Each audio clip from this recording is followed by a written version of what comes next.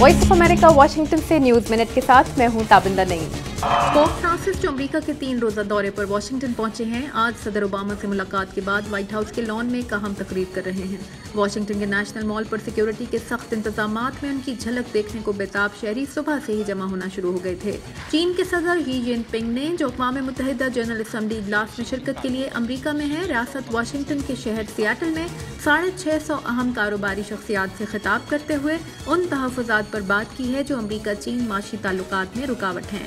Hungary के वज़ीर आज़म Victor Orbán Brussels में होने वाले यूरोपीय यूनियन इजलास में पनाहगज़ीनों का आलमी कोटा मुकर्रर करने की तजवीज़ पेश कर रहे हैं।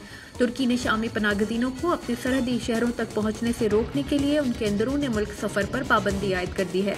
मिस्र के सदर अल सीसी ने अल जज़ीरा के सहाफ़ी मोहम्मद फ़हमी की सज़ा माफ़ कर दी है। उन्हें गुज़श्ता महीने बेबुनियाद सहाफ़त के इल्ज़ाम में 3 साल कैद की सज़ा सुनाई गई थी।